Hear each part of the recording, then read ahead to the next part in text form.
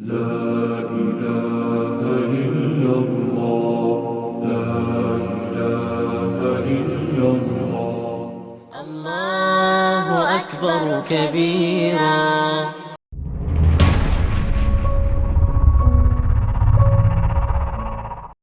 आप सुन रहे हैं बाखबर संत रामपाल जी महाराज द्वारा लिखित पुस्तक मुसलमान नहीं समझे ज्ञान कुरान का पेज नंबर 66।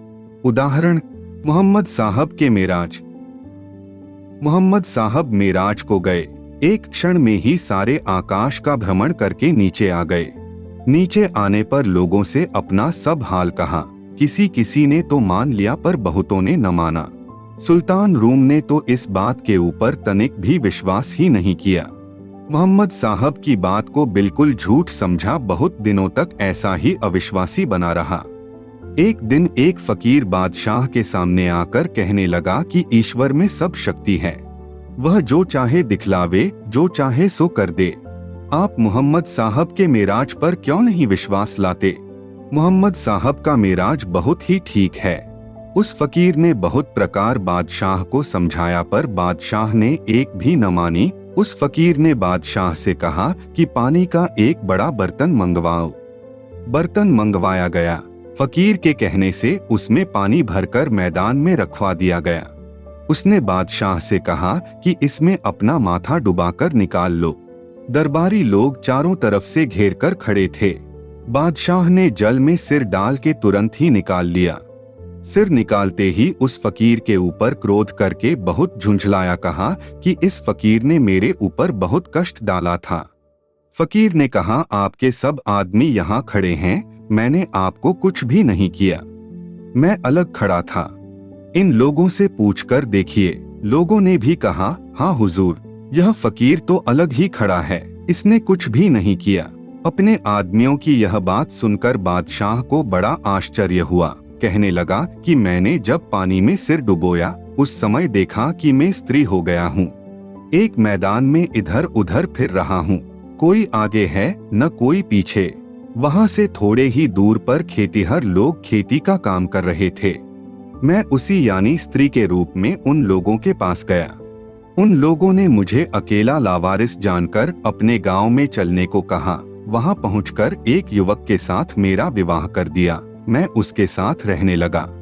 उसी अवस्था में बहुत से लड़के और लड़कियां उत्पन्न हुई, यहाँ तक कि मैं बहुत वृद्ध हो गया। उसी बूढ़ी स्त्री के स्वरूप में एक दिन तालाब में स्नान करने गया। जल में सिर डुबा के बाहर निकलते ही अपने को यहाँ खड़ा पाया और जाना कि मैं शहंशाह रूम हूँ। आप लोगों को भी जैसे का तैसा खड़ा पाया। आश्चर्य है कि इतनी ही देर में क्या क्या हो गया। स्त्री होकर बहुत से बच्चे जने, वृद्ध हो नदी में स्नान करने गया, डुबकी मारते ही पूर्वावस्था में आ गया। यह क्या कौतुक है जो एक क्षण मात्र में ऐसा देखा। उस फकीर ने कहा कि खुदा की कुदरत है, वह जो चाहे सो कर सकता है। तब उस बादशाह को मोहम्मद के कथन पर विश्वास हुआ। प्रश्न, वह फकीर कौन था? उत्तर, वह अल्लाह कबीर था, जो जिंदा बाबा के वेश में थे तथा जो अल-खिज्र नाम से भी जाना जाता है। परमात्मा चाहता है कि मानव आस्तिक बना रहे, किसी समय सच्ची भक्ति करके अपना कल्याण करवा ले। आप सुन रहे हैं बाखबर संत रामपाल जी महाराज द्वारा लिखित पुस्तक मुसलमान नहीं समझे ज्ञान कुरान का पेज नंबर 67। पुराणों में प्रमाण है कि एक राजा अपनी बेटी को लेकर ब्रह्मा जी के पास यानी ऊपर ब्रह्मा के लोक में बेटी के योग्य पति पूछने तथा विवाह की तारीख रखवाने के लिए गया। यह त्रेतायुग की बात है। त्रेतायुग में व्यक्तियों की ऊंचाई 30 फुट से भी अधिक होती थी। त्रेतायुग 12,96,000 वर्ष का होता है। यह त्रेतायुग के मध्य की घटना थी। ब्रह्मा ने कहा कि आप नीचे जाओ, लड़की का विवाह बलराम से कर दो। पृथ्वी का तो युग बीत गया है, यहाँ कुछ क्षण ही बीते हैं। राजा नीचे पृथ्वी के ऊपर आया तो उसके परिवार का कोई व्यक्ति नहीं बचा था। लड़की की ऊंचाई बलराम से बहुत अधिक थी। लिखा है कि राजा हैरान था। बलराम 15 फुट लंबा था, लड़की 30 फुट लंबाई की थी। बलराम यानी श्री कृष्ण का भाई ने हल उठाया और लड़की के सिर के ऊपर रखकर दबाया। उसे अपने समान लंबाई वाला बना दिया तब उनका विवाह हुआ। वह राजा भी श्री कृष्ण के राज में रहा। परमात्मा के मार्ग में सब कुछ संभव है। अविश्वास करना परमात्मा का अपमान करना है। भक्त का उद्देश्य जन्म मृत्यु के कष्ट से छुटकारा पाना होना चाहिए। सत्य साधना के मंत्र पूर्ण गुरु से लेकर मर्यादा में रहकर मोक्ष प्राप्त करें। किसी पाखंडी गुरु की बातों में न आए। भोले व्यक्तियों को अपने जाल में फंसाते हैं। कहते हैं कि इतनी दक्षिणा दो, इतने रुपए अलग दो, तुम्हारे संकट निवारण के लिए अनुष्ठान करूंगा। जिनको सतनाम व सारनाम देने का अधिकार नहीं है, उनके द्वारा किया गया धार्मिक अनुष्ठान किसी काम का नहीं होता। अन्य प्रमाण, परमात्मा के लिए कुछ भी असंभव नहीं है। एक नगर के बाहर जंगल में दो महात्मा साधना कर रहे थे। एक 40 वर्ष से घर त्याग कर साधना कर रहा था, दूसरा अभी 2 वर्ष से साधना करने लगा था। परमात्मा के दरबार से एक देवदूत प्रतिदिन कुछ समय उन दोनों साधकों के पास व्यतीत करता था।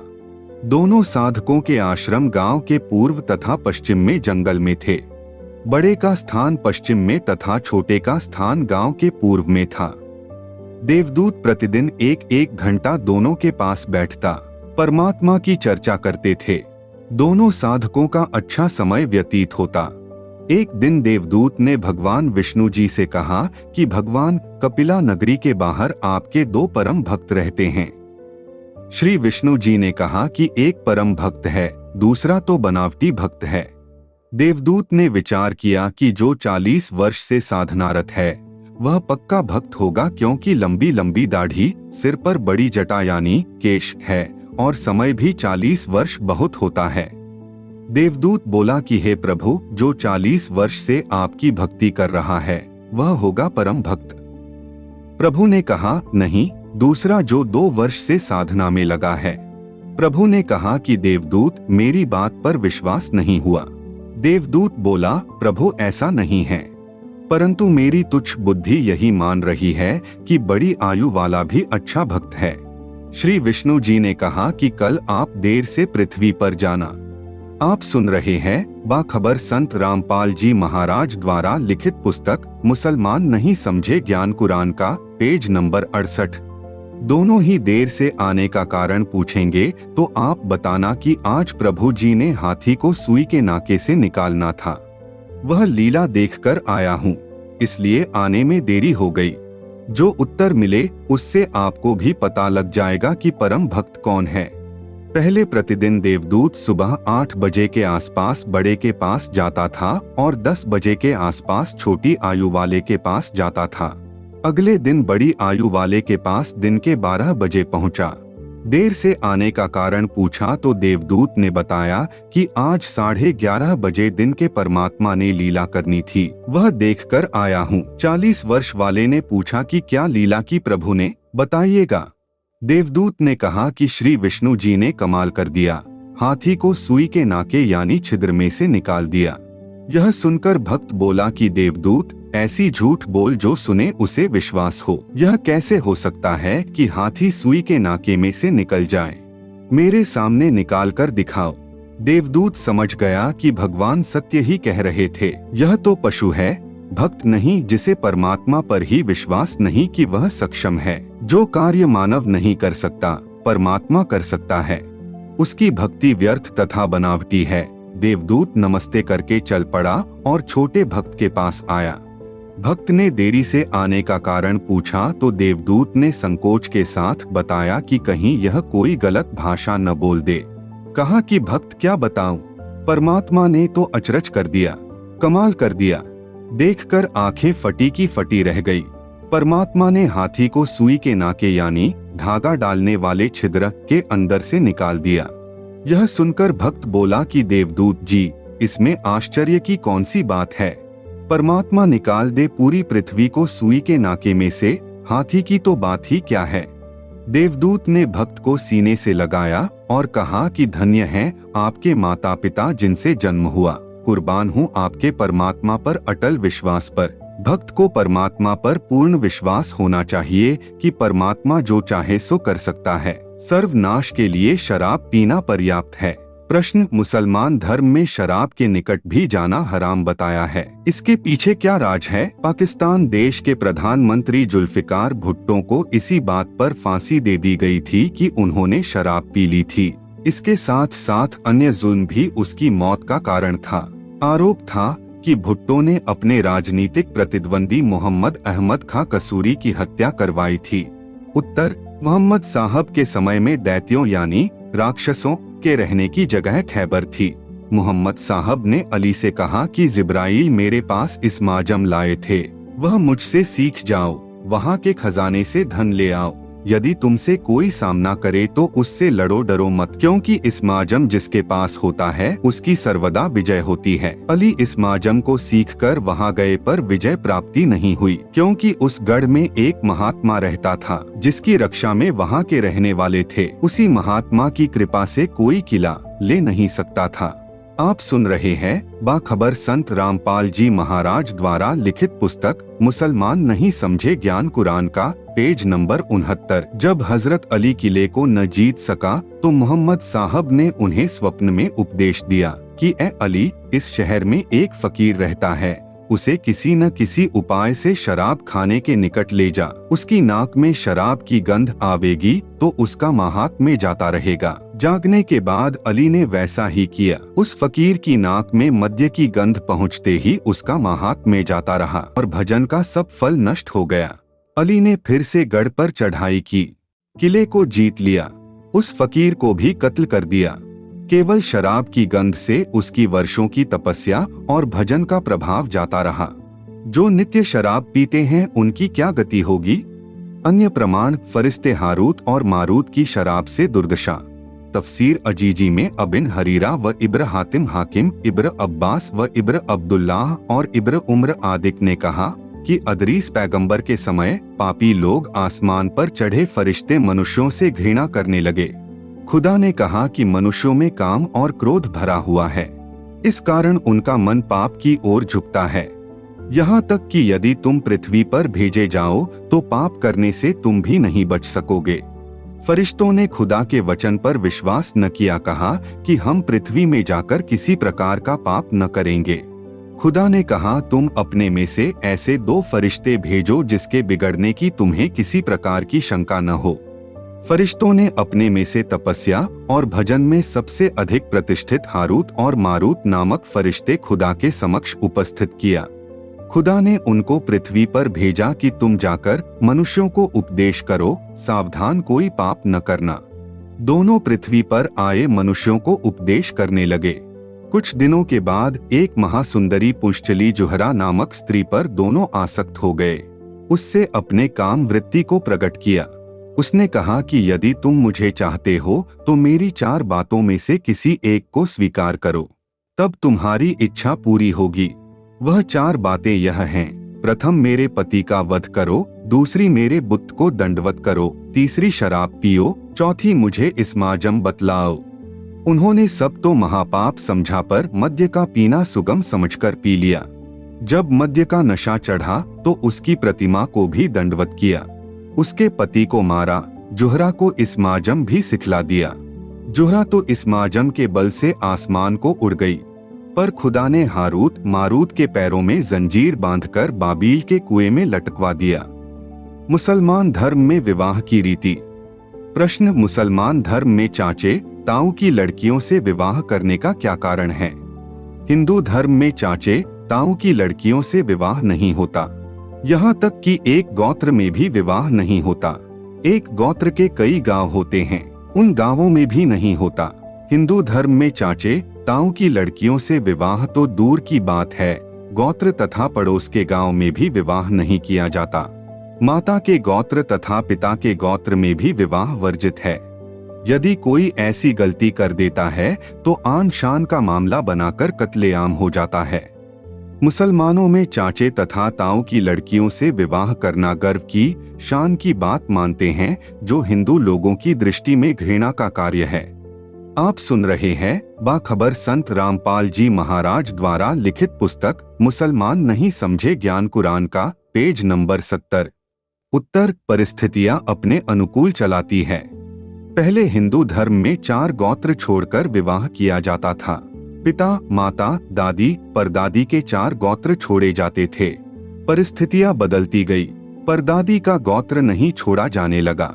केवल माता का गोत्र अपना और दादी का गोत्र छोड़ रहे हैं। कुछ दादी का गोत्र भी नहीं छोड़ रहे हैं, केवल अपना व माता का गोत्र छोड़ रहे हैं। मुसलमान धर्म में केवल अपनी सगी बहन यानी माँ की जाई बहन को छोड़ते हैं। चाचा ताऊ की लड़कियां जो बहन ही होती हैं, उनसे विवाह करना अजीबोगरीब लगता है। कारण मक्का शहर में काबा यानी एक मस्जिद का निर्माण पैगंबर इब्राहिम तथा हजरत इस्माइल अलैहि ने किया था। उसमें एक प्रभु की पूजा की जाती थी। समय के बदलाव के कारण उसमें 360 बुतों यानी देवताओं की मूर्तियों की पूजा होने लगी थी।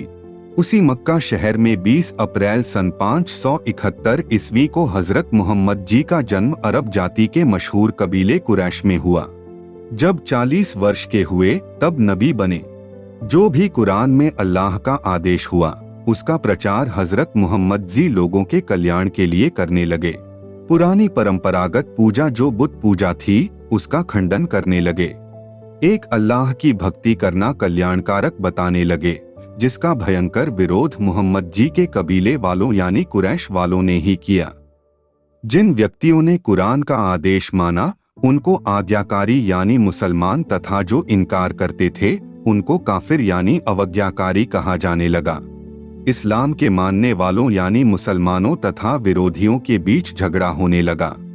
मुसलमान विरोधियों की तुलना में संख्या में बहुत कम थे। हजरत मोहम्मद और उसके अनुयायी मुसलमानों को तरह तरह से सताया जाने लगा। तंग आकर कुछ मुसलमानों ने मक्का शहर छोड़ दिया, कहीं दूर हबशा देश चले गए। हजरत मोहम्मद तथा उसके खानदान का सामाजिक बॉयकॉट यानी बहिष्कार कर दिया। 3 साल तक हजरत मोहम्मद के खानदान के लोगों को बहुत मुसीबत की जिंदगी गुजारनी पड़ी। बच्चे भूख और प्यास से बिलखते थे, बड़े लोग पत्ते खाकर वक्त गुजार रहे थे। 3 वर्ष बाद बहिष्कार तो समाप्त हो गया, परंतु मोहम्मद के चाचा अबू तालिब तथा पत्नी खदीजा का देहांत इसी दुख के कारण हो गया। मक्का के उत्तर में मदीना शहर था, जिसे पहले यस्रिब के नाम से जाना जाता था। मदीना वासियों ने इस्लाम को शीघ्र स्वीकार कर लिया। 53 वर्ष की आयु में हजरत मोहम्मद अपने साथियों व परिवार के साथ मक्का छोड़कर मदीना में जाने लगे। जाते समय भी उनको मारने की योजना विरोधियों ने बनाई। मोहम्मद के घर के सामने विरोधी जमा हो गए कि रात्रि में मोहम्मद के घर में घुसकर कत्ल करेंगे। अल्लाह की कृपा से सब ऊँघने लगे। हजरत मोहम्मद चुपचाप निकल गए। आप सुन रहे हैं बाखबर संत रामपाल जी महाराज द्वारा लिखित पुस्तक मुसलमान नहीं समझे ज्ञान कुरान का, पेज नंबर 71। आगे चलकर दुश्मनों के भय के कारण 3 दिन तक अपने मित्र अबू बकर के साथ एक गुफा में गारे सौर में छुपे रहना पड़ा। मदीना में शहर के लोगों ने मुसलमानों व हजरत मोहम्मद को सम्मान व सहयोग दिया, तब कुछ राहत मिली, परंतु विरोधियों का सितम कम नहीं हुआ। मुसलमानों के बच्चों का विवाह भी करने पर प्रतिबंध लगा दिया गया कि इनके बच्चों का विवाह हमारे परिवारों व खानदान में नहीं होने देंगे। वे लोग मुसलमानों के जानी दुश्मन बने थे, संख्या में अधिक थे। मुसलमानों ने भी अपने धर्म के पालन के लिए जान हथेली पर रख ली थी। बहुत लड़ाई लड़ी, लड़ाई तो जीत गए, परंतु विरोध बरकरार रहा। मुसलमानों की संख्या भी बढ़ी, परंतु नाम मात्र ही। बच्चों के विवाह की समस्या बन गई। मुसलमानों ने विमर्श करके अपने बच्चों का विवाह अपने ही परिवारों में करना पड़ा। चाचे व ताऊ की लड़कियों से विवाह करने लगे, जो मजबूरी तथा जरूरी था। अपना वंश भी चलाना था, धर्म का पालन भी करना था। कुछ समय तक तो यह विवाह कर्म अजीब लगा, परंतु परिस्थितियों और लंबा समय गुजर जाने के कारण सब भूलना पड़ा। अब चाचे ताऊ की लड़कियों से विवाह करना शान व इज्जत का सबब बन गया। चाचे ताऊ के अतिरिक्त लड़की का विवाह बेइज्जती माना जाने लगा। पहले जब कभी 2 मुसलमान स्त्रियां आपस में झगड़ती थी और उनमें से एक चाचे ताऊ के घर की बजाय अन्य घर की विवाही होती थी, तो उसे ताना देती थी कि तू इज्जत वाली होती तो चाचे ताऊ के घर ही रहती। वर्तमान में दूसरे परिवारों व दूर देश में भी विवाह होने लगा है। इस प्रकार मुसलमानों में चाचे तथा ताऊ की लड़कियों के साथ विवाह की परंपरा चली, जो वर्तमान में बड़ी इज्जत का काम है। अन्य कारण हजरत आदम की जीवनी में लिखा है कि उनकी पत्नी हव्वा प्रत्येक बार 2 जुड़वा बच्चों को जन्म देती थी, जिनमें एक लड़का एक लड़की होती थी। वे एक बार साथ जन्मे लड़का लड़की भाई बहन माने जाते थे, दूसरी बार जन्मे लड़का लड़की भाई बहन माने जाते थे। उनका विवाह एक दूसरे की बहन से किया जाता था, यानी प्रथम जन्मी लड़की का दूसरे जन्मे लड़के से किया जाता था तथा दूसरे जन्म की लड़की का विवाह प्रथम जन्मे लड़के से किया जाता था। यह प्रथा विवाह की चली। वास्तव में यह तो बहन भाई का रिश्ता है। मुसलमान धर्म में माता से जन्मे लड़के लड़की यानी भाई बहन का विवाह नहीं होता, चाचे ताऊ की लड़कियों से होता है। वर्तमान में अन्य दूर के परिवारों में रिश्ता होने लगा है, लेकिन चाचा ताऊ में भी विवाह होता है। परिस्थितियां अपने अनुकूल चलाती हैं। राजस्थान प्रांत भारत में पाली जिला, जोधपुर जिला की एक जाति के व्यक्तियों में अपनी मामा व बुआ की लड़कियों से विवाह का प्रचलन है। वे अपनी लड़की उसको देते हैं जो अपनी लड़की उनके बेटे से विवाह दे। कारण काल के दूत नकली एक कबीर पंथी संत ने लगभग 200 वर्ष पहले प्रचार प्रारंभ किया था। उसने उन लोगों को अपनी पहले वाली पूजा छोड़ने को कहा, विष्णु जी की पूजा करने की प्रेरणा की। जिन्होंने उस संत से दीक्षा ली उनको वैष्णव कहा जाने लगा। आप सुन रहे हैं बाखबर संत रामपाल जी महाराज द्वारा लिखित पुस्तक मुसलमान नहीं समझे ज्ञान कुरान का, पेज नंबर 72। उस क्षेत्र के उन्हीं लोगों की जाति वालों ने उन वैष्णवों का बहिष्कार कर दिया। उनके बच्चों का विवाह भी अपनी कौम में करना बंद कर दिया। तब वैष्णवों के सामने मुसीबत खड़ी हो गई। उन्होंने अपनी बुआ तथा मामा की लड़कियों से विवाह करना पड़ा, जो रिश्ते में बहन होती है। अटा-सटा यानी अदला बदली करने लगे। अपनी लड़की का बुआ के लड़के से तब विवाह करते हैं जब बुआ अपनी लड़की का विवाह उनके लड़के से यानी भाई के लड़के से कर देती है या वायदा कर लेती है। नकली गुरु ने कबीर जी के नाम से साधना भी अधूरी यानी काल वाली बताई। ऊपर से दुर्गति और करवा दी, जो वर्तमान तक परेशानी का सामना कर रहे हैं। ऐसी परंपरा मजबूरी की देन होती है। वक्त गुजर जाने के बाद ग्लानि नहीं रहती, क्योंकि सब उसी परंपरा का निर्वाह कर रहे होते हैं। भक्तजन समाज की मर्यादा से अधिक आत्म कल्याण को महत्व दिया करते हैं, जो समाज के लोगों के साथ विवाद का कारण सदा से बनता आया है। गुरुदेव रामपाल दास जी से निवेदन है कि जब हम मुसलमान धर्म के प्रचारकों मौलानाओं से ज्ञान चर्चा करते हैं तो वे जो प्रश्न करते हैं उनका हम ठीक से जवाब नहीं दे पाते। कृपया आप हमें निर्देश करें कि हम उनके प्रश्नों का क्या जवाब दें। प्रश्न इस प्रकार है। प्रश्न, यदि बाखबर हजरत मोहम्मद सल्लल्लाहु नहीं है तो संत रामपाल जी महाराज, जो कि एक गैर मुस्लिम यानी दूसरे धर्म से संबंधित शख्स हैं, किस प्रकार बाखबर साबित होते हैं? और हजरत मोहम्मद सल्लल्लाहु क्या थे और क्यों इस जहान में आए? कृपया करके स्पष्ट कीजिए। रामपाल दास, आप उनके प्रश्नों का इस प्रकार उत्तर दें। उत्तर, जब आप जी को सृष्टि यानी कायनात की रचना की संपूर्ण जानकारी होगी तब इस प्रश्न का उत्तर समझ आएगा। अपने द्वारा पैदा की गई कायनात यानी सृष्टि की यथार्थ जानकारी सृष्टि का सृजनकर्ता ही बता सकता है। पढ़े सृष्टि रचना इसी पुस्तक के पृष्ठ 263 पर। संक्षेप में उत्तर इस प्रकार है। हजरत मोहम्मद नबी जी को तो अल्लाह यानी प्रभु के दर्शन भी नहीं हुए, पर्दे के पीछे से वार्ता हुई। 3 साधना करने को कहा, रोजा यानी व्रत, नमाज तथा अजान यानी बंग देना। वह आदेश पूरे मुसलमान समाज को बताया गया जिसका पालन मुसलमान कर रहे हैं। एक बात विशेष विचारणीय है कि जिन नेक आत्माओं को अल्लाह ताला यानी कादर अल्लाह यानी सत्पुरुष प्रत्यक्ष मिला है, उनको अपने साथ ऊपर अपने निवास स्थान सतलोक, जिसे गीता अध्याय 18 श्लोक 62 में शाश्वत स्थान यानी अमर लोक कहा है, उस में लेकर गया। अपना सिंहासन यानी तख्त अपने अमरलोक, जिसे सत्यलोक भी कहा जाता है, में दिखाया। श्री नानक जी ने इसी को सच्चखंड कहा है। उस सुख सागर की सर्व सुख सुविधा व खाद्य सामग्री दिखाई। बताया कि तुम सब जीव जो काल ज्योति निरंजन के 21 ब्रह्मांडों में रह रहे हो, यहाँ से गए हो। तुमने गलती की थी कि तुम सब जीव यानी नीचे के लोकों वाले मेरे को छोड़कर ज्योति निरंजन काल को अल्लाह ताला के समान पूजने लगे यानी उसे चाहने लगे, जिस कारण से मैंने यानी अल्लाह कबीर यानी सतपुरुष ने तुम सबको तथा ज्योति निरंजन काल को अपने सतलोक से निकाल दिया। ज्योति निरंजन यानी काल ने तप करके 21 ब्रह्मांड मेरे से प्राप्त किए हैं। आप सुन रहे हैं बाखबर संत रामपाल जी महाराज द्वारा लिखित पुस्तक मुसलमान नहीं समझे ज्ञान कुरान का, पेज नंबर 73।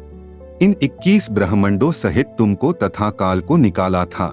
जब तक काल के 21 ब्रह्मांडों में रहोगे तब तक तुम सुखी नहीं हो सकते। तुम सब जीव आत्माएं मेरे यानी अल्लाह कबीर के अंश हो, मेरे बच्चे हो। तुमको काल यानी शैतान ने भ्रमित कर रखा है। मेरा भेद तुमको नहीं देता, अपने को सबका खुदा बताता है।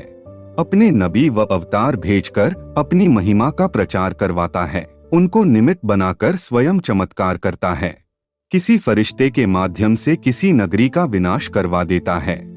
कहीं और उपद्रव करवाकर अपने भेजे दूत यानी संदेशवाहक की महिमा करता है, ताकि जनता उसकी बातों को माने और काल की बताई इबादत यानी पूजा करके कर्म खराब कर ले और उसके यानी काल के लोक में रहें। काल यानी ज्योति निरंजन ने सतलोक में एक कन्या के साथ बदसलूकी की थी, जो इसको तप करते देखकर तथा नेक आत्मा जानकर इस पर फिदा हुई थी।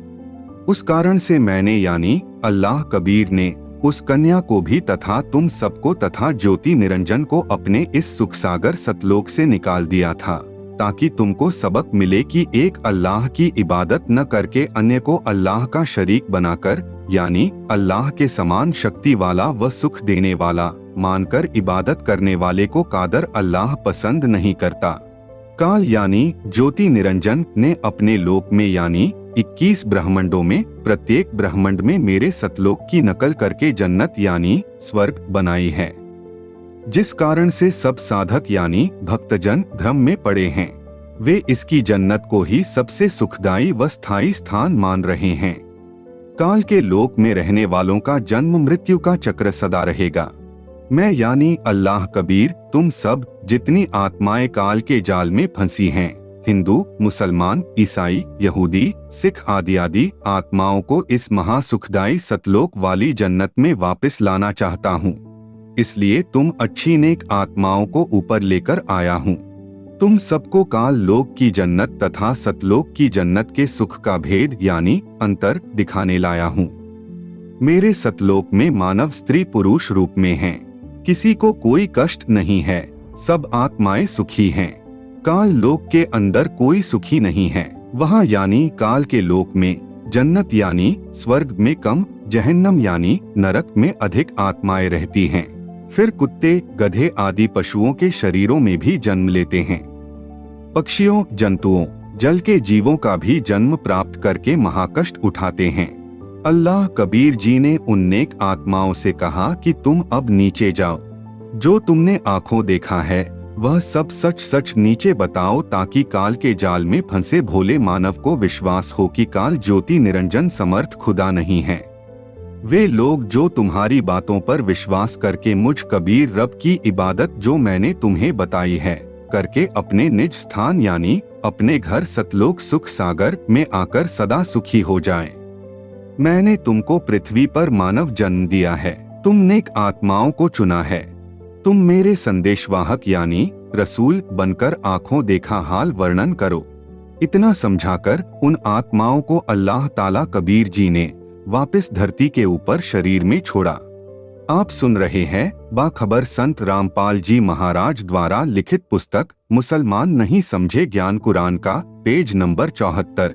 वे शरीर में प्रविष्ट हुए तथा सत्पुरुष यानी कादर अल्लाह के रसूल बने व यथार्थ ज्ञान जो आंखों देखा तथा अल्लाह ताला ने बताया यानी उनकी आत्मा में डाला, वह ज्ञान उन नेक आत्मा महात्माओं ने बोला बताया तथा लिखवाया, जो मेरे यानी रामपाल दास की समझ में आया।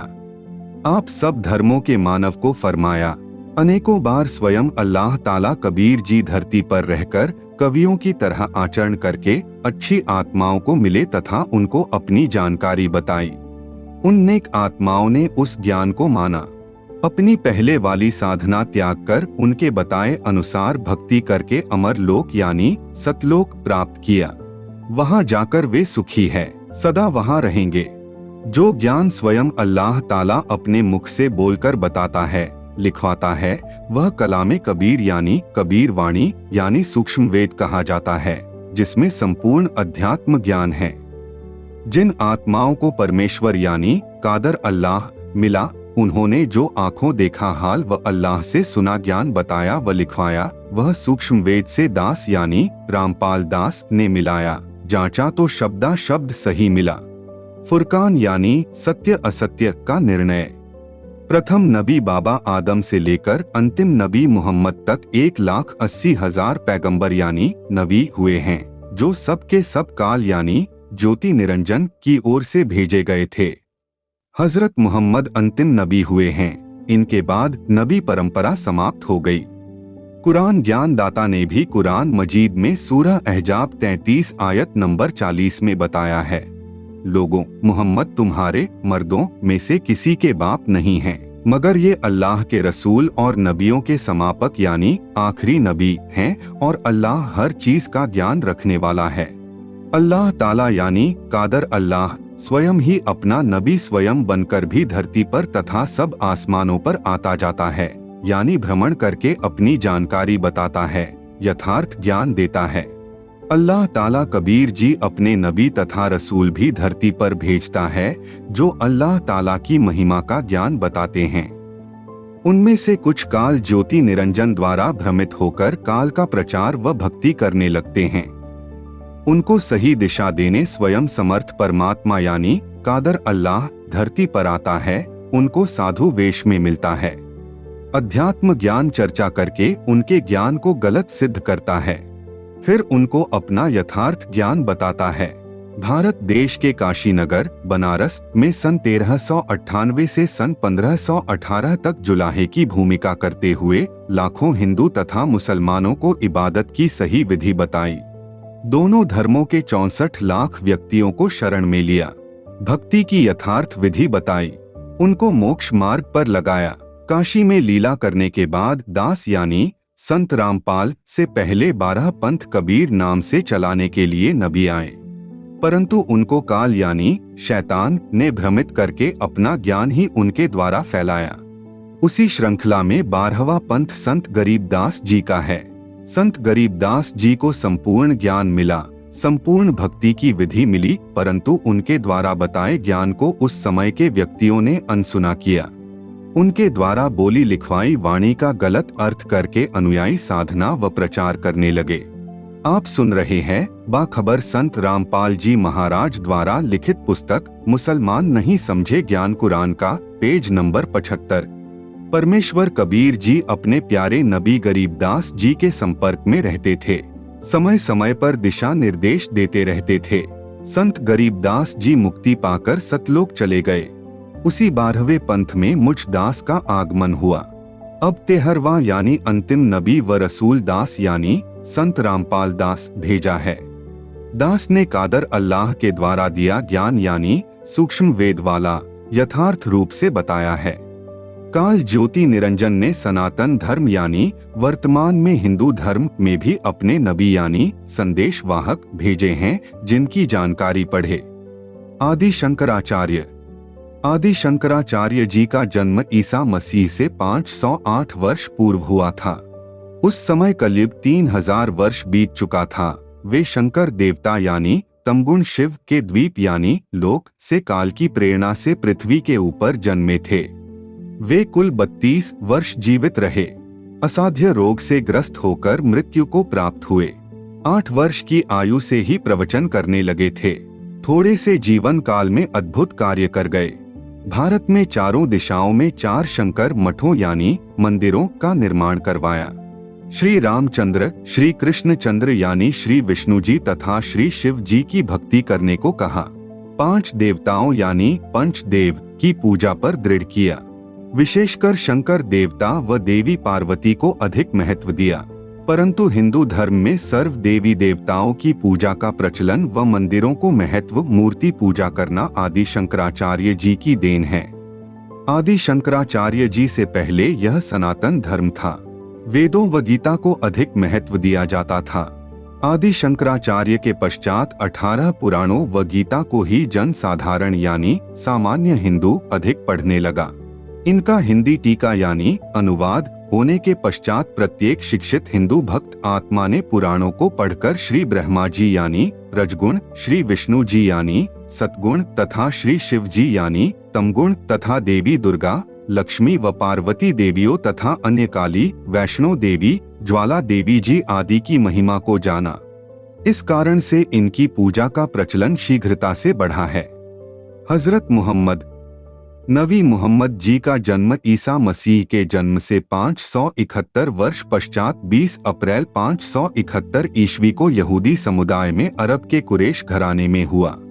ये भी श्री शंकर यानी शिव तमगुण देवता के द्वीप यानी लोक से काल प्रेरणा से धरती के ऊपर जन्मे थे। श्री शंकर जी के लोक से इनकी मदद के लिए 12,000 आत्मा आई थी जो उसी क्षेत्र में जन्मी थी। उन्होंने सबसे पहले इस्लाम धर्म कबूल किया था। उनको देखकर अन्य व्यक्तियों ने भी मुसलमान बनना शुरू किया था। मोहम्मद जी पूर्व जन्म की भक्तियुक्त आत्मा थे।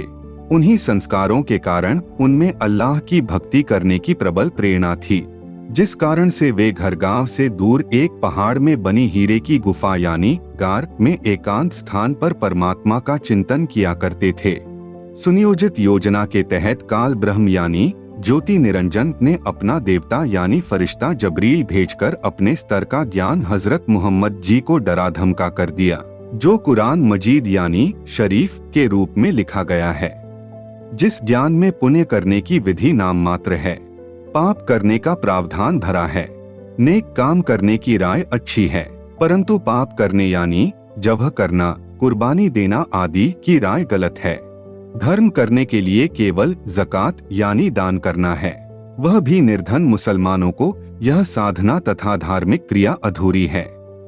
आप सुन रहे हैं बाखबर संत रामपाल जी महाराज द्वारा लिखित पुस्तक मुसलमान नहीं समझे ज्ञान कुरान का, पेज नंबर 76। सूक्ष्म वेद में धर्म कर्म करने की संपूर्ण तथा श्रेष्ठ विधि बताई है। 5 यज्ञ करना, भूखों को भोजन खिलाना, असहायों की मदद करना, खुदा के नाम का जाप करना, इसी विधि से पूर्ण मोक्ष व श्रेष्ठतम जन्नत यानी सतलोक मिलेगा। सतलोक प्राप्त करना ही मानव जीवन का मूल मकसद है।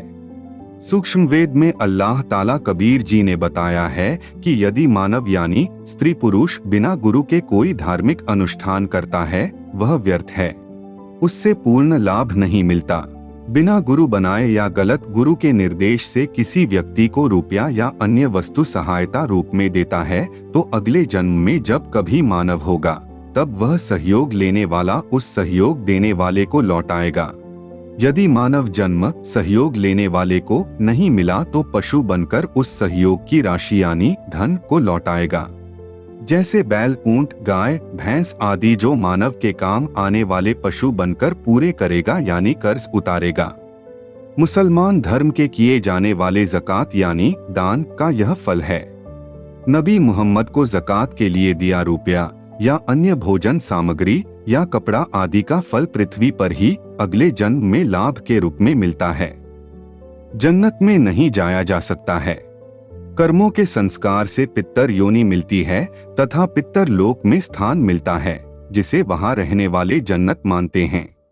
बाबा आदम से नबी ईसा मसीह तक सब ऊपर पितर लोक में गए हुए थे, जिनको नबी मोहम्मद जी ने ऊपर के लोकों में देखा था। पितरों के लिए प्रत्येक देवता के लोक में पितर लोक बना है। प्रत्येक लोक में जन्नत यानी स्वर्ग यानी होटल बने हैं। जो साधना तथा इबादत हजरत आदम से हजरत मोहम्मद तक के अनुयायी यानी फॉलोवर्स कर रहे हैं, उससे जन्नत प्राप्त नहीं होता। पितर लोक में कुछ समय ही रहने का बनता है। पाप अधिक होने से जहन्नम यानी नरक का समय अधिक बनता है। नमाज यानी आरती यानी स्तुति करना ज्ञान यज्ञ कहा जाता है, इससे भी पितर लोक में स्थान मिलता है।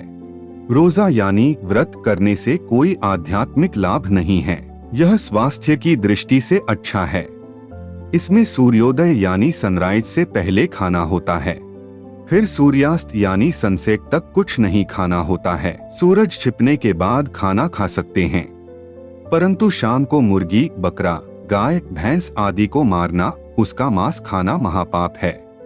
रोजे से अध्यात्म लाभ कुछ नहीं है, जब करने का महापाप भी अवश्य लगता है।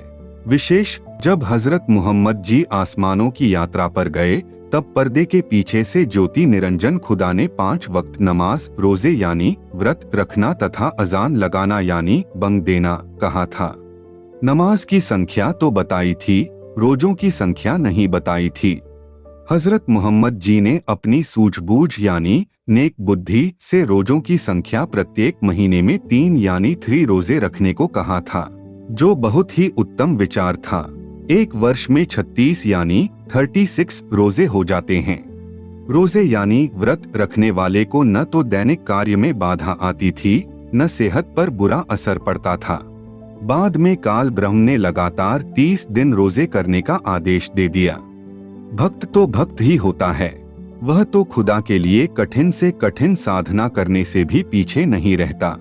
मुसलमानों ने वह भी शुरू कर दिए, वर्तमान में कर रहे हैं। आप सुन रहे हैं बाखबर संत रामपाल जी महाराज द्वारा लिखित पुस्तक मुसलमान नहीं समझे ज्ञान कुरान का, पेज नंबर 77। नाम का जाप। मुसलमान अल्लाह अकबर नाम पुकारते हैं, जो कबीर जी का नाम है। अल्लाह माने परमेश्वर तथा अकबर नाम कबीर है, केवल बोलने का अंतर है। जैसे अरबी भाषा में स्कूल को अस्कूल तथा स्थान को अस्थान बोलते हैं, इसी प्रकार कबीर को अकबीर बोलते हैं। फिर स्थान स्थान की भाषा में अंतर होता है, जिस कारण से अल्लाह कबीर को अल्लाह अकबर बोला जाता है। मुसलमान अल्लाह अकबर पुकारते समय चिंतन करते हैं कि हम बड़े खुदा यानी अल्लाह अकबर को पुकार रहे हैं। कबीर का अर्थ अरबी भाषा में बड़ा है। कबीर उसी बड़े कादर अल्लाह के शरीर का नाम है। कबीर का अर्थ बड़ा भी है, जैसे मंशूर का अर्थ प्रकाश यानी लाइट है। मंशूर आदमी का नाम भी रखा जाता है। इसीलिए कुरान मजीद में जहाँ परमेश्वर के विषय में प्रकरण है, वहाँ कबीर का अर्थ बड़ा न करके कबीर ही करना उचित है। कबीर परमेश्वर की शरण में गुरुजी से दीक्षा लेकर जाप करने से इस नाम का जाप करने वाले को लाभ मिलता है, परंतु अकेले कबीर यानी अकबीर बोलने से मोक्ष लाभ नहीं मिलता। संसार में कुछ कार्य सिद्ध हो जाते हैं, जैसे युद्ध में विजय, मुकदमों में न्याय आदि आदि। इसके साथ साथ सतनाम का, जो 2 अक्षर का होता है, उसका जाप करने से पूर्ण लाभ मिलता है। सूरह अश-शूरा 42 की आयत नंबर 2 में अरबी भाषा की वर्णमाला के 3 अक्षर हैं, ऐन, सीन, काफ, जिनको हिंदी में अ, स, क लिखा जाता है। सतनाम के 2 अक्षरों का संकेत ऐन यानी अ तथा सीन यानी स से है। अ सतनाम के प्रथम नाम का पहला हरफ यानी अक्षर है। सह सतनाम के दूसरे नाम का पहला अक्षर यानी हरफ है। जिन ऐन, सीन, काफ का अर्थ किसी मुसलमान को ज्ञात नहीं है।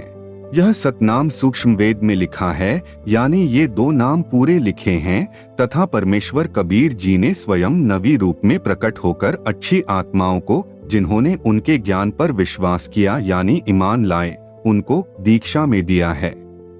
वही नाम दास यानी रामपाल दास को मेरे गुरुदेव जी ने दिया है, जिसको दीक्षा में दास अपने अनुयायियों को देता है। सारनाम इनसे भिन्न है, वह भी स्मरण करना होता है जो दीक्षा में दिया जाता है।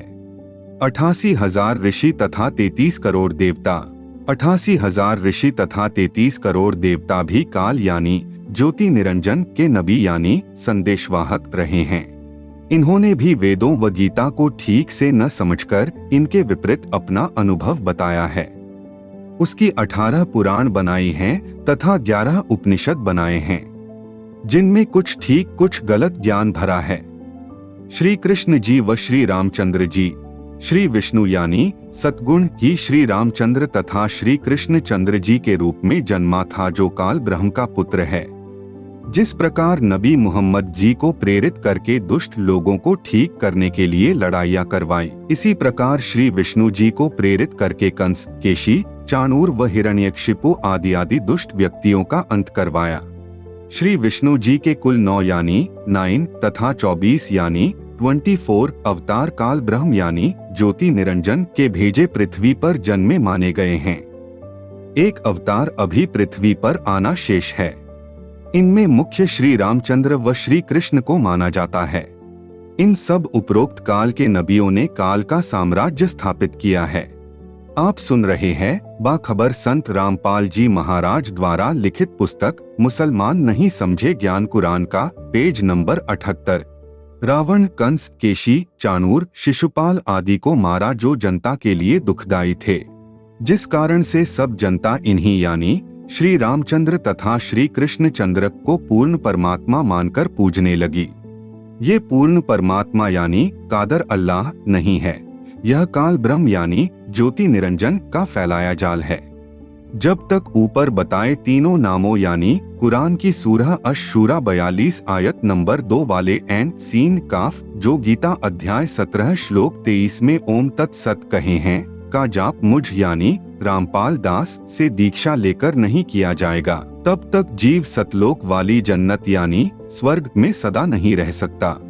जन्म, मृत्यु व अन्य प्राणियों के शरीरों में कष्ट सदा बना रहेगा, नरक में भी कष्ट भोगना पड़ेगा।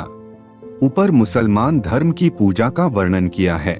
रोजा, जकात, नमाज, अजान यानी बंग, इनसे जन्नत के साथ बने पितर लोक में स्थान मिलता है।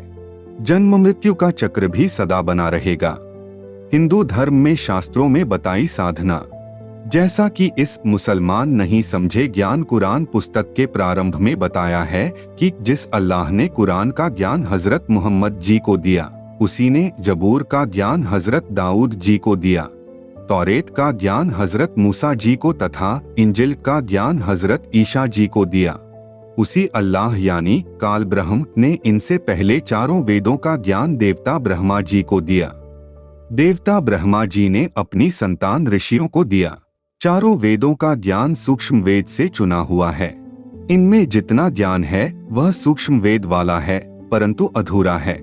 ऋषियों ने वेदों को पढ़ा परंतु अर्थ ठीक से न समझ सके, जिस कारण से अपने आप अपनी बुद्धि अनुसार अर्थ करके साधना करने लगे तथा जनता को वही भ्रमित ज्ञान बताया। गलत अर्थ करके ऋषियों देवताओं ने जो साधना की, उससे जो उपलब्धि हुई, उसके 18 पुराण बना दिए।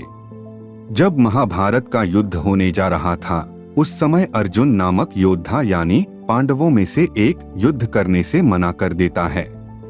यदि अर्जुन युद्ध करने से मना कर देता तो वह युद्ध नहीं होता, परंतु काल ब्रह्म यानी ज्योति निरंजन यह युद्ध करवाना चाहता था। इस कारण से अर्जुन को अध्यात्म ज्ञान के द्वारा युद्ध के लिए तैयार करने लगा। परमेश्वर कबीर जी की शक्ति रूपी रिमोट से अर्जुन प्रश्न पर प्रश्न करता गया। काल श्री कृष्ण में प्रवेश करके वेदों वाले ज्ञान से संक्षिप्त में उत्तर देता रहा।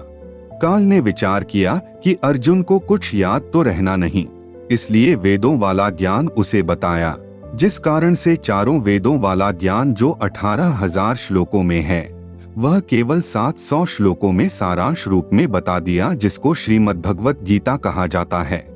परंतु शब्द आकाश का गुण है जो नष्ट नहीं होता, जिस कारण से वेद व्यास ऋषि यानी कृष्ण द्वैपायन द्वारा दिव्य दृष्टि से जानकर महाभारत ग्रंथ में लिखा गया, जो श्रीमद् भगवत गीता के नाम से जाना जाता है। इसी प्रकार कुरान मजीद का ज्ञान हजरत मोहम्मद के माध्यम से काल ब्रह्म ने बोला, उसको अन्य मुसलमानों ने सुना और याद रखा। मोहम्मद जी की मृत्यु के कई वर्ष पश्चात उन मुसलमानों से सुनकर लिखा गया था।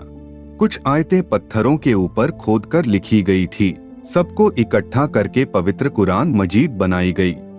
आप सुन रहे हैं बाखबर संत रामपाल जी महाराज द्वारा लिखित पुस्तक मुसलमान नहीं समझे ज्ञान कुरान का, पेज नंबर 79। पूर्ण ब्रह्म यानी कादिर अल्लाह कबीर जी ने अपनी शक्ति से काल ब्रह्म से वेद ज्ञान का सार बुलवाया। समर्थ उसी का नाम है जिसके समक्ष सब विवश हो, जो वह चाहे वह करवा सके। श्रीमद् भगवत गीता वाला ज्ञान मानव यानी स्त्री पुरुष के लिए वरदान है, भले ही यह अधूरा है। इसमें मांस खाने व अन्य व्यसन यानी तंबाकू सेवन करना, शराब आदि नशीले पदार्थ सेवन करने का प्रावधान नहीं है। काल ब्रह्म ने जैसे कुरान में अपनी भक्ति यानी इबादत करने को भी कहा है तथा अपने से अन्य सारी कायनात यानी सृष्टि के पैदा करने वाले कबीर अल्लाह की भक्ति यानी इबादत करने को कहा है। उस समर्थ की जानकारी किसी बाखबर यानी तत्वदर्शी संत से जानने के लिए कहा है। कादर अल्लाह कबीर जी ने कुरान ज्ञान देने वाले से भी यही बुलवाया है। इसी प्रकार गीता में भी उस परम अक्षर ब्रह्म यानी कादर अल्लाह के विषय में ज्ञान तत्वदर्शी संत यानी बाखबर से जानने के लिए कहा है। जो भक्ति की पूजा की विधि बाइबल जिसमें जबूर, तौरेत तथा इंजिल को इकट्ठा जिल्द किया है उसमें तथा कुरान में काल ब्रह्म ने अपनी ओर से बताई है। वेदों और गीता वाले ज्ञान को दोहराना उचित नहीं समझा क्योंकि वह पहले बताया जा चुका था। हिंदू धर्म की पूजा। हिंदू धर्म यानी सनातन धर्म के सदग्रंथों में वेदों तथा गीता में भक्ति विधि स्वर्ग, महास्वर्ग यानी बड़ी जन्नत में जाने की सही है, परंतु पूर्ण मोक्ष प्राप्ति की नहीं है, जिस कारण से जन्म मृत्यु का चक्र साधक का बना रहता है। वेदों व गीता वाली साधना एक ही है क्योंकि श्रीमद् भगवत गीता में वेदों वाला ही ज्ञान संक्षेप में कहा है। अधिकतर हिंदू पितर पूजा, भूत पूजा आदि ही करते हैं। देवताओं यानी शिव जी तथा विष्णु जी की पूजा भी करते हैं। गीता अध्याय 9 श्लोक 25 में गीता ज्ञान देने वाले प्रभु ने स्पष्ट किया है कि जो पितृ पूजा करते हैं वे पितृ योनि प्राप्त करके पितृलोक में चले जाते हैं। भूत यानी प्रेत पूजा करने वाले भूत बनकर भूतों में रहते हैं। कुछ शिव लोक में रहते हैं जो शिव जी के उपासक होते हैं। प्रत्येक देवता के लोक में पितृलोक है, उसी में भूत व गण तथा पितृ रहते हैं। फिर इसी गीता के अध्याय 9 श्लोक 25 में बताया है कि जो देवताओं की पूजा करते हैं वे उसी देवता के लोक में चले जाते हैं, वहां भी पितृलोक में रहते हैं। पितृलोक ऐसा है जैसे अधिकारियों यानी ऑफिसर्स की कोठियों से दूर नौकरों के निवास होते हैं। जो सुख सुविधा अधिकारियों को होती है वह नौकरों को नहीं होती। इसी प्रकार जन्नत में जो सुविधा मुख्य देवता की होती है वह पितरों को नहीं होती। गीता ज्ञानदाता ने आगे इसी गीता के अध्याय 9 श्लोक 25 में बताया है कि जो मेरी पूजा यानी काल ब्रह्म की पूजा करते हैं वे मुझे प्राप्त होते हैं यानी ब्रह्म लोक में चले जाते हैं। गीता के अध्याय 8 श्लोक 16 में स्पष्ट किया है कि जो ब्रह्मलोक यानी काल की बड़ी जन्नत में चले जाते हैं उनको वहां से पृथ्वी पर आना पड़ता है, उनका भी जन्म मृत्यु का चक्र कभी समाप्त नहीं होता। गीता तथा वेदों में पूजा का वर्णन। गीता अध्याय 3 श्लोक 10 से 15 में यज्ञ करने को कहा है। यज्ञ का अर्थ धार्मिक अनुष्ठान है। मुख्य यज्ञ 5 हैं। नंबर 1 धर्म यज्ञ, नंबर 2 ध्यान यज्ञ, नंबर 3 हवन यज्ञ, नंबर 4 प्रणाम यज्ञ, नंबर 5 ज्ञान यज्ञ।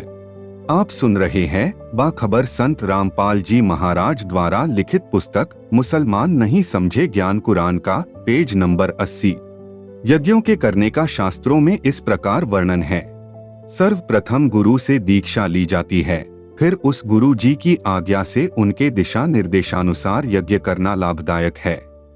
नंबर 1 धर्म यज्ञ, धार्मिक अनुष्ठान करके साधु भक्तों को भोजन करवाना तथा यात्री जो दूर से आए हों और उनको कहीं खाने की व्यवस्था न मिले उनको तथा जो निर्धन हैं, भूखे हैं, उनको मुफ्त भोजन खिलाना।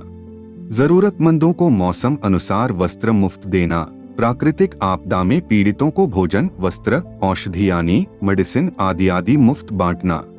जहां पर पानी पीने की व्यवस्था नहीं, गुरु जी की आज्ञा से पानी पीने के लिए व्यवस्था करना यानी प्याऊ बनवाना आदि धर्म यज्ञ हैं। नंबर 2 ध्यान यज्ञ, परमात्मा की याद पूरी कसक के साथ दिन रात हृदय में बनी रहे, जिससे मानव पाप कर्म करने से बचा रहेगा। सनातन धर्म यानी वर्तमान में हिंदू धर्म के ऋषिजन हठ योग करके ध्यान लगाते थे, परंतु वेद तथा गीता में हठ योग करके घोर तप करना गलत कहा है। सूक्ष्म वेद में ध्यान दैनिक कार्य करते हुए करने को कहा है। गीता व वेद भी यही बताते हैं।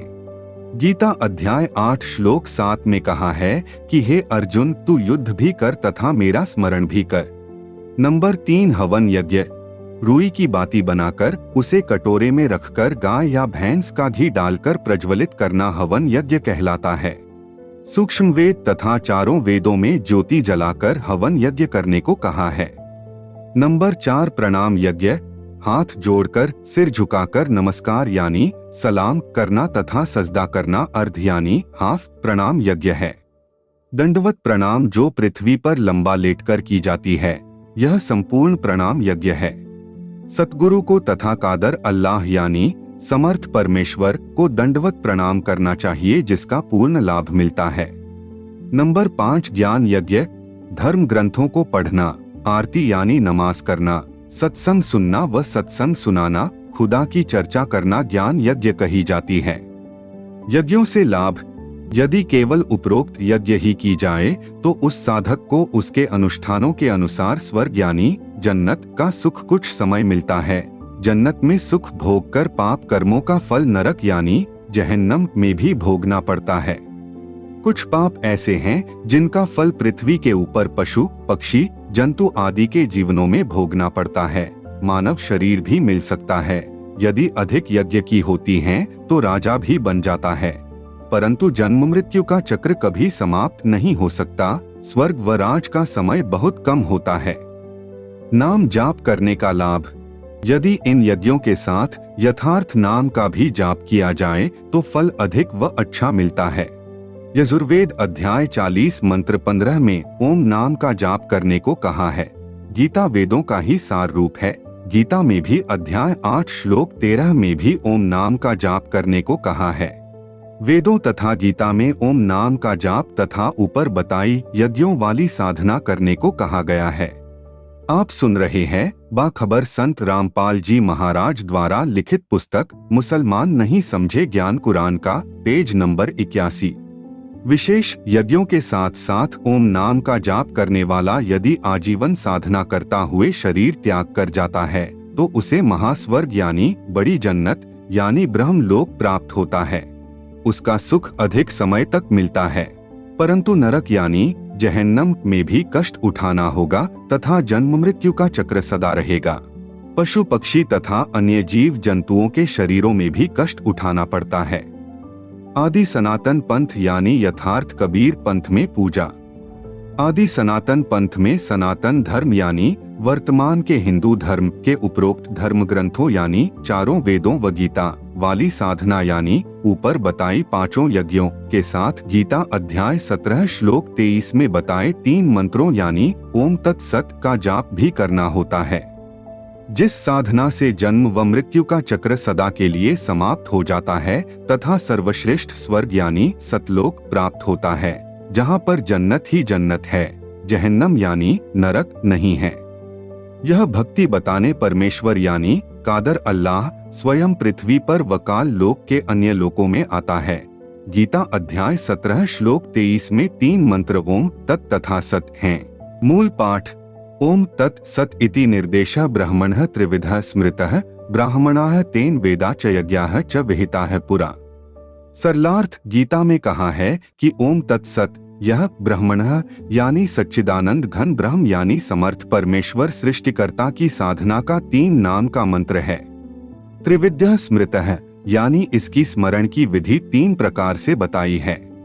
सृष्टि के प्रारंभ में आदि सनातन पंथ के ब्राह्मणाः यानी विद्वान साधक इसी आधार से साधना करते थे। यह मंत्र सूक्ष्म वेद में स्पष्ट लिखा है। गीता में ओम स्पष्ट है, शेष 2 सांकेतिक यानी कोड वर्ड्स में हैं। वास्तव में ओम भी सांकेतिक है। ओम यह स्पष्ट नाम है, इसका सांकेतिक यानी कोड ओम है। काल ब्रह्म ने इसे अपनी साधना का बताया है, इसलिए ऋषियों ने इसको समझ लिया कि ओम कोडवर्ड यानी सांकेतिक शब्द ओम नाम है।